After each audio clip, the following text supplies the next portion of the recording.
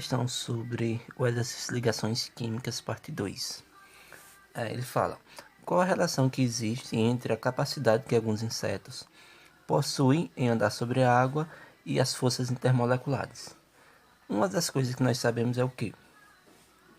A tensão superficial é uma das propriedades da água que atua em benefício da vida. Por quê? Muitos animais, micro-organismos em lagos, essa tensão superficial ajuda na vida deles. As moléculas da água, elas fazem ligações de hidrogênio e por isso elas são fortemente atraídas entre si. Se você observar em um volume de água líquida, as moléculas elas ficam na superfície e abaixo da superfície. Bom, as moléculas que ficam abaixo da superfície, elas são fortemente atraídas por ligações de hidrogênio em todas as direções. Para cima, para baixo, para a direita, para a esquerda, para frente, para trás. Elas são atraídas em todas essas direções. Já as moléculas da superfície da água, elas só fazem as ligações de hidrogênio para baixo e para os lados. Com essa atração para baixo e para os lados, vai criar uma força sobre as moléculas da superfície, e essa força ela é chamada de tensão superficial. Ela é como se fosse uma camada bem fina, uma camada fina que possui uma certa força ocasionadas pelas ligações de hidrogênio, e com isso possibilita que alguns animais, insetos, possam andar sobre a água.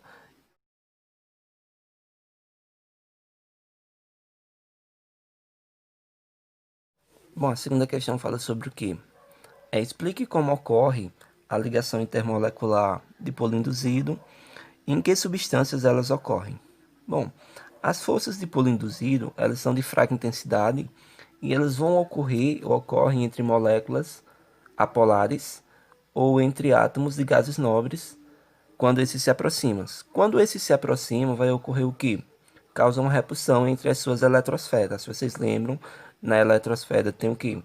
Tem elétrons, e elétrons têm cargas o quê? Tem cargas negativas. Cargas negativas tendem a fazer o quê? Se repelirem. Se ocorre essa repulsão,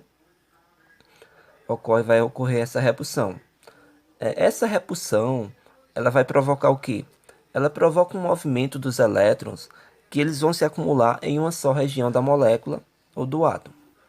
Eles vão deixar uma região oposta com deficiência de carga negativa e dessa maneira vai se criar-se um dipolo. Com isso vai ocorrer o quê?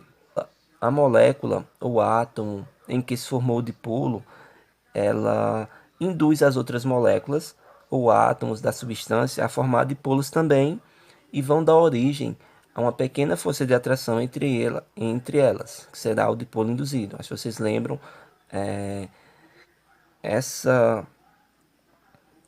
esse movimento de migração de elétrons de uma região para outra, deixando um lado com cargas negativas e outro com deficiência de carga negativa, ela vai sofrer uma indução e essa indução vai provocar em todas as moléculas da substância.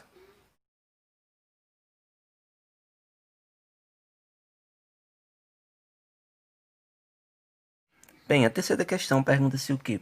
A que se atribui a condutividade elétrica dos metais e o que são ligas metálicas? Bom, a condutividade elétrica dos metais ela é atribuída ao quê? Ao movimento dos elétrons livres, ou seja, aqueles elétrons da camada de valência, que eles podem se movimentar por todo o metal, mas eles não podem deixar o metal. E esse movimento desses elétrons livres por todo o metal é o que ocasiona a condução da corrente elétrica pelos metais. E o que são ligas metálicas? Bem, as ligas metálicas elas seriam o quê? Seriam materiais com propriedades metálicas que possuem dois ou mais elementos, sendo que pelo menos um deles tem que ser um metal. As ligas metálicas, lembrando, elas possuem propriedades diferentes dos elementos que as originam. Algumas propriedades são tais como que diminuição do ponto de fusão, aumento da dureza e aumento da resistência mecânica. Essas são algumas propriedades das ligas metálicas que diferem dos metais.